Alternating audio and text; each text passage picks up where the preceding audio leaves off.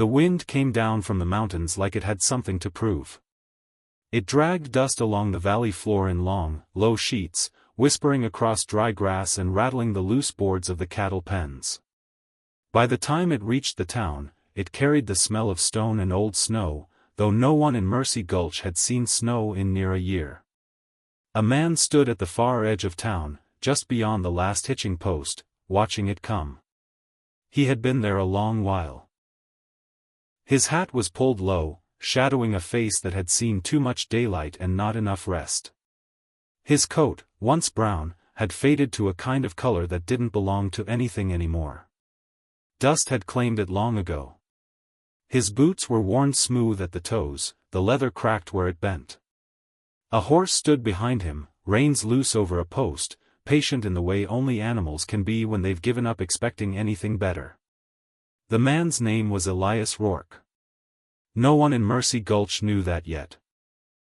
He watched the town like a man studies a wound, careful, quiet, not wanting to touch it unless he had to. Mercy Gulch wasn't much. A single street carved between two stretches of stubborn desert. Buildings leaned into each other like tired men. The saloon's doors creaked without rhythm. A faded sign swung above the general store, its paint peeled down to bare wood. There was a sheriff's office, though no one stood outside it. Not today. There were people, though. Always people. They moved slower than the wind, slower than they ought to. Heads down, shoulders curved. No laughter carried across the street, not even from the saloon. Only the dull murmur of voices, cautious and low. Something had its hands around this place. Elias shifted his weight. He could leave. The thought came easy, like it always did. Ride on. Find another town. Another job. Another stretch of road where no one asked questions and no one expected anything. That had been his way for years. But something held him there. It wasn't the town. It wasn't the dust or the silence or the way the wind seemed to linger too long. It was the sound. Faint, almost lost beneath the scrape of wood and the shifting air, but there. A woman's voice. Not crying. Not screaming. Just, worn thin. Elias lifted his head slightly, listening. The sound came from further down the street, near the far end where the buildings thinned out and gave way to open ground. There was a gathering there. Men mostly. A few wagons pulled into a rough circle. Horses tied close, restless. An auction. Elias's jaw tightened, though no one could see it beneath the shadow of his hat. He had seen auctions before. Livestock, land, tools. Sometimes men. Sometimes things worse than that. He let the wind pass him, felt it pull at his coat. Then he stepped forward. The crowd parted just enough to let him see.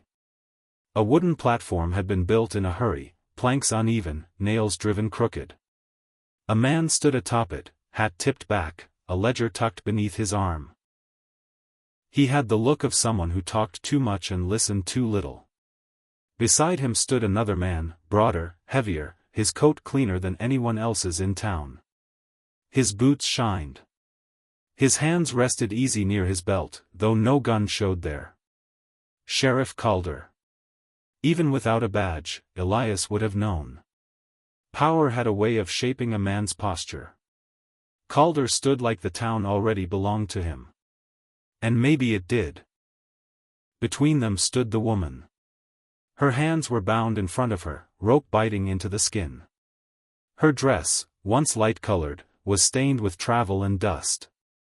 A bruise darkened one side of her face, fading from purple into yellow at the edges. But it was her eyes that held the crowd. Not wide. Not pleading. Just steady. Too steady.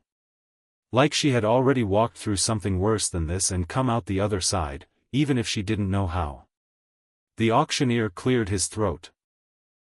"Gentlemen," he called, voice bright in a way that didn't belong in that place.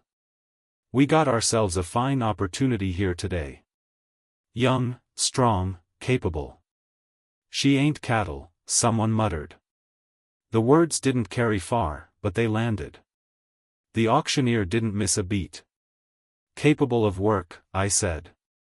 Cooking, cleaning, tending. And with the proper arrangement, a lawful wife besides. A few men shifted. Others watched without moving. Calder smiled slightly, though it didn't reach his eyes. Elias stood at the back, saying nothing.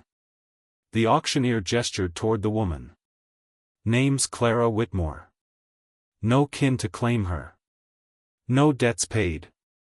Sheriff here's taken responsibility for her placement. Placement, someone echoed under their breath. Clara didn't look at the crowd. She looked straight ahead, somewhere beyond them all.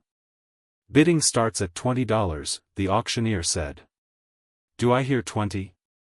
Silence. The wind slipped between them, tugging at coats and hats. 20, a man near the front said finally, not looking up. 20 I got. Do I hear 30? Another voice. 30. The numbers rose slow, reluctant. Not because she wasn't worth more. Because no one wanted to be seen wanting her. Elias felt his hands curl slightly at his sides. He told himself to stay still. This wasn't his business. He had no place here. But the memory came anyway. A different day. A different town. A different woman standing with that same stillness, that same refusal to break where others expected her to. He had walked away then. He could still see her face sometimes when the night stretched too long. 50, someone called. 60. Clara's gaze flickered once, just once, toward the edge of the crowd. Toward him. Elias didn't move. But something in his chest shifted, like a hinge long rusted finally giving way. 70, Calder said calmly. The crowd quieted. Of course. If the sheriff wanted her, he would have her. That was how Mercy Gulch worked. The auctioneer smiled. 70 I got. Do I hear 80? No one spoke. Clara's shoulders didn't slump. She didn't look at Calder. She looked at Elias again. Not asking. Not pleading. Just, seeing. Elias exhaled slowly. The wind died down for a moment, as if the whole valley were holding its breath. 80, he said. The word carried farther than he expected. Heads turned. Calder's smile thinned. The auctioneer blinked. 80? You sure, friend? Elias stepped forward, just enough for them to see him proper. I said 80. His voice wasn't loud.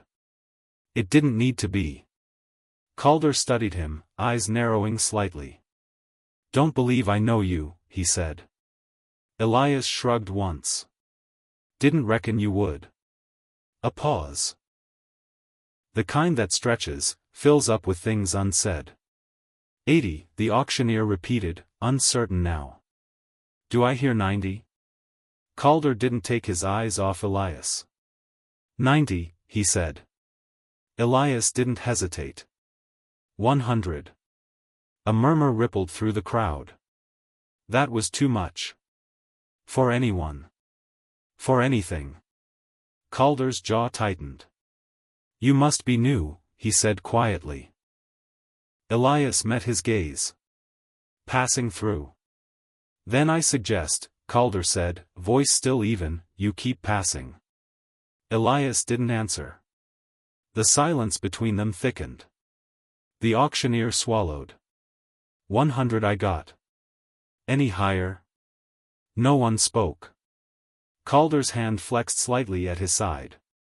But he didn't raise the bid. After a moment, the auctioneer nodded. Sold. The word landed heavy. A transaction. A life reduced to it. Clara closed her eyes briefly, then opened them again. The rope was cut from her wrists. She didn't rub them. Didn't move. Elias stepped forward, reached into his coat, and pulled out a worn leather pouch. He counted the money without hurry, placing it into the auctioneer's hand. Coins clinked. Bills folded. The sound felt louder than it should. When it was done, he turned to Clara. For a moment, neither of them spoke. Up close, he could see the lines of exhaustion at the edges of her face, the way she held herself like something braced against impact. "You got a horse?" he asked. She shook her head. He nodded once. "Then you'll ride with me." Calder stepped down from the platform. "You think you just bought yourself a wife?" he asked. Elias looked at him. "No," he said. "I think I bought her out of your hands." The word settled like dust. Calder's smile disappeared entirely. "You don't know what you've stepped into." "Maybe," Elias said. "Maybe I do." For a moment, it seemed like something might happen. Hands tensed. Eyes shifted. But then Calder stepped back. "Town's a dangerous place for strangers," he said. "Be a shame if something happened before you rode out." Elias nodded slightly. "Would be." He took Clara gently by the arm, not gripping, not pulling, just guiding, and led her toward his horse. No one stopped them. But every eye followed. They didn't speak until the town was behind them. The wind picked up again once they cleared the last building, carrying the smell of dry earth and distant storms. The sun hung low, turning everything the color of rust. Clara sat behind him on the horse, her hands resting lightly against his coat. Not holding on. Just there. After a while, she said, "You paid too much." Elias didn't turn. "Did I?" "Yes." He nodded slightly. "Maybe." Another stretch of silence. Then, "Why?" The question hung between them, simple and impossible. Elias took his time answering. "Because I've seen what happens when no one does anything." Clara was quiet. The horse moved steady beneath them, hooves thudding soft against the dry ground. "You don't know me," she said finally. "No," Elias agreed. "You don't know what I've done. Why I was there." He adjusted the reins slightly. "Does it matter?" "It should." "Does it?" She didn't answer right away. When she did, her voice was softer. "Most men would want to know." "I ain't most men." The wind shifted again, cooler now.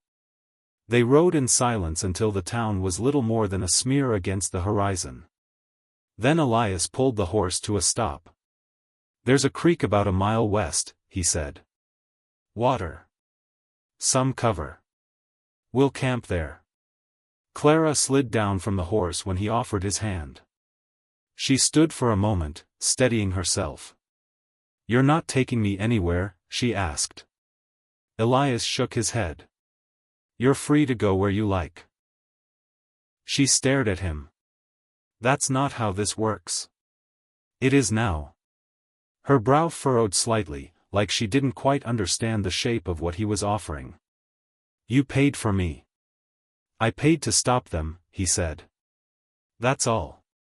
The wind quieted, just for a moment.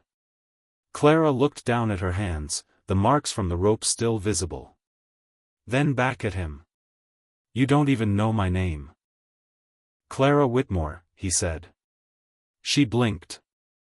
Everyone heard it. A faint, almost reluctant smile touched her lips, gone as quick as it came. "And yours?" Elias hesitated. "Not long." "Elias." She nodded, as if that was enough. Maybe it was. They stood there a moment longer, two strangers in a wide, empty land, the past trailing behind them like dust. Then Elias turned toward the west. "Come on," he said. "Sun's going down." Clara followed. Not because she had to. but because, for the first time in a long while, she had somewhere else she might choose to go. And that, more than anything, unsettled her. The creek was narrower than Elias remembered, though that might have been the season more than the land itself. Water slipped between stones in a thin, persistent line, catching what little light remained. Cottonwoods leaned close over it, their leaves whispering against one another in the cooling air. The ground nearby was softer, darker. It held footprints longer. Elias dismounted first, tying the horse to a low branch where it could reach the water. He moved without hurry, the kind that came from long habit rather than ease. His hands knew where things were: bedroll, canteen, the small sack of beans and coffee. Each motion carried the quiet weight of repetition. Clara stood a few paces back, watching. She hadn't asked again where he meant to take her. Hadn't tried to leave. That, more than anything, told Elias she was still measuring the shape of her freedom. "Fire'll draw eyes," she said after a while. Elias glanced at her. "Maybe. You planning on being found?" He shook his head. "No." "Then maybe don't build one." He considered that. Then nodded once. "Fair enough." He set the flint aside. They ate cold. Beans from the tin passed between them without ceremony. The water from the creek tasted faintly of iron, but it was clean enough. The sky darkened slow, stars pushing through one by one until the valley felt wider than it had any right to. Clara sat with her knees drawn in, arms resting loose across them. The bruise on her cheek looked darker now, deepened by shadow. Elias sat across from her, hat tipped back just enough to see. For a long time, neither spoke. Then she said, "You ever kill a man?" The question came flat. No tremor. No challenge. Elias didn't answer right away. "Yes," he said eventually. "How many?" He shook his head. "Don't keep count." She studied him, as if trying to decide what that meant. "You didn't ask me," she said. Elias looked at her. "Ask you what?" "If I have." He shrugged slightly. "Have you?" A pause. Then, "No." Something in her voice made it sound less like innocence and more like omission. Elias didn't press. The creek moved on, indifferent. "You don't seem surprised," she added. "I've learned not to be," he said. She let out a breath that might have been a laugh if it had gone any further. "Where you from, Elias?" He leaned back against a low root, eyes drifting toward the trees. "Everywhere a little," he said. "Nowhere much." "That don't answer anything." "It answers enough." Clara picked at the edge of her sleeve. "People don't just wander like that," she said. "Not unless they're running or looking. Maybe I'm both." She watched him for a moment longer. "Which one brought you to Mercy Gulch?" Elias met her gaze. "Neither." "Then what?" He hesitated. Not because he didn't have an answer. Because he wasn't sure he wanted to say it. "Bad habit," he said finally. "Of what?" "Stopping when I shouldn't." Clara held his eyes. Then nodded, like she understood more than she let on. They took turns sleeping. Not because either suggested it. Because both did it without speaking. Elias lay back first, hat over his face, listening to the night settle. He heard the small sounds. The creek, the shift of the horse, the distant call of something that hunted after dark. And beneath it all, the quiet presence of another person. It had been a long time since that had meant anything other than trouble. When he woke, the sky was pale with early light. Clara sat where he had left her, though her posture had changed. She looked less like someone braced for impact and more like someone considering a direction. "You snore," she said without looking at him. Elias pushed himself up, brushing dust from his coat. "Do I?" Like something dying slow. He nodded. Good to know. She glanced at him then, just briefly. There was something lighter in her eyes. Not much. But enough to notice. We should move, she said. If Calder's got men, they'll ride at first light. Elias stood, checking the horse, tightening the cinch. You think he'll come himself? He asked. Clara's expression tightened slightly. Yes, she said. Why? A pause. Then, because he doesn't like being told no. Elias considered that. Men like that, he said, they don't stop easy. No, Clara agreed. They don't. He mounted, then offered her a hand again.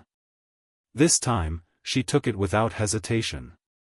They rode west through the morning, keeping to the low ground where the land dipped and twisted. The sun rose slow, bringing heat with it, pressing down until the air itself felt heavier. Clara shifted behind him occasionally, adjusting to the rhythm of the horse. After a while, she said, You really meant it? Elias didn't turn. About what? Letting me go. Yes. Even now? Yes. She was quiet for a moment. Even if I told you I was headed back? Elias frowned slightly. Why would you do that? Answer the question. He thought about it. Then nodded. If that's where you wanted to go. Clara leaned back slightly, studying the side of his face. You don't make much sense. Been told that. She shook her head, almost to herself. No man pays $100 just to walk away. Maybe I ain't walking away, he said. Then what are you doing? Elias didn't answer. Not because he didn't have one. But because the answer wasn't finished yet. They saw the riders before the riders saw them. Elias pulled the horse down into a shallow cut in the land, the earth rising just enough to break the line of sight. He slid from the saddle, motioning Clara down beside him. Stay low, he said. She didn't argue. They crouched together, close enough that he could feel the tension in her, the way her breath came just a little faster. How many? She whispered. Elias eased up just enough to see over the ridge. 4, he said. Maybe 5. Clara closed her eyes briefly. That's him, she murmured. Elias looked again. At the center of the riders, a familiar shape, broad shoulders, steady seat. Calder. He moved like a man who knew exactly what he was doing and expected everyone else to fall in line behind him. They're tracking us? Elias asked. Clara shook her head slightly. Not yet, she said. They're guessing. That won't last. No.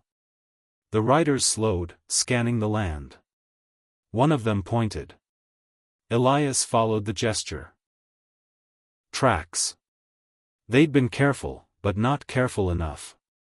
You got a gun? He asked quietly. Clara hesitated. Then reached beneath her dress, pulling a small revolver from where it had been tied against her thigh. Elias raised an eyebrow.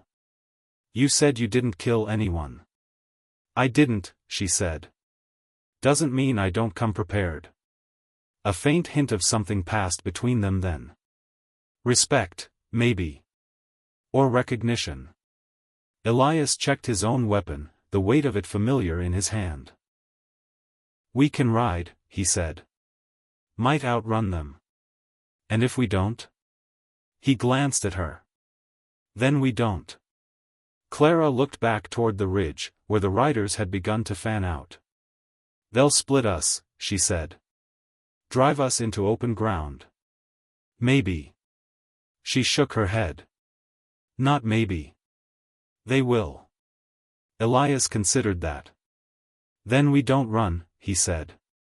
She looked at him. What? We make them come to us. Clara's brow furrowed. 5 men? For I saw, he said. Maybe 5. That doesn't make it better. No, Elias agreed. It doesn't. The wind shifted again, carrying the faint sound of hooves drawing closer. Clara tightened her grip on the revolver. You sure about this? She asked. Elias met her gaze. No, he said. That seemed to settle something. She nodded once. All right then. They moved without another word. Elias led the horse deeper into the cut, tying it where it would be hidden from view. Then he climbed back up, choosing a position behind a cluster of rock that broke the line of sight from the ridge. Clara took a place a few yards off, her movements careful, deliberate. The land held its breath. For a moment, everything was still. Then the first rider crested the ridge. He didn't see them. Not yet. Elias waited. Counted the seconds between breaths. Another rider followed. Then another. Calder came last, his gaze sweeping the ground with quiet calculation. He knew. Not where they were. But that they were close. Elias let them come a little further. Closer. Close enough to see the shape of their faces, the set of their hands. Then he fired. The shot cracked through the valley, sharp and final. The first rider dropped before he could react, falling from the saddle in a heavy, sudden motion. Chaos followed. Shouts. Horses rearing. Clara fired from her position, her shot taking another man in the shoulder, spinning him sideways. Elias moved, shifting before they could fix his position. Bullets struck the rock where he had been, chips of stone flying. Calder shouted something, orders, likely, but the words were lost in the noise. Elias fired again. Missed. The third shot found its mark. Another rider went down. The valley filled with smoke and dust and the sharp smell of gunpowder. Clara's gun clicked empty. She ducked behind her cover, fumbling to reload. Elias saw one of the riders break toward her position. He swore under his breath, rising just enough to take the shot. The man dropped, sliding from the saddle in a tangle of limbs. Then there was silence. Sudden. Heavy. Elias scanned the ridge. 2 horses ran loose. 3 bodies lay still. 1 rider remained. Calder. He sat his horse a short distance back, watching. Not rushing. Not panicked. Just, waiting. Elias stood slowly, gun still in hand. Clara stepped out from behind her cover, breathing hard. For a long moment, no one moved. Then Calder tipped his hat slightly. Hell of a way to make an introduction, he said. Elias didn't answer. Calder's gaze shifted to Clara. You coming back with me? He asked. Clara raised the revolver, though it was still empty. No. A flicker of something crossed Calder's face. Not anger. Something colder. Shame, he said. Would have made things easier. For who? She asked. For everyone. Elias took a step forward. You done? He asked. Calder looked at him. No, he said. He drew then. Fast. Faster than most men. But not faster than Elias. The shot rang out, echoing across the valley. Calder jerked in the saddle, the force of it pulling him sideways. For a moment, it looked like he might stay upright. Then he slid from the horse, hitting the ground with a dull, final sound. The dust settled slow around him. Elias lowered the gun. Clara stood very still. The wind returned, soft at first, then stronger, sweeping through the valley like it had before. Carrying the dust. Carrying the silence. After a while, Clara let out a breath. It's over, she said. Elias looked at the body. Then at the town, far in the distance. No, he said quietly. It ain't. Clara followed his gaze. And for the first time, something like understanding settled into her expression. Mercy Gulch wasn't just one man. It was everything he had built. Everything that had let this happen. And it wasn't going to fall quiet just because he did. She looked back at Elias. What now? He holstered the gun. The weight of it felt different now. Heavy work, he said. Clara nodded slowly. Then she stepped closer, standing beside him instead of apart. The wind moved between them, but it didn't feel as cold as before. Then we'd best get to it, she said. And this time, when they started walking, they did so together. We will tune into next part. Please don't forget to subscribe.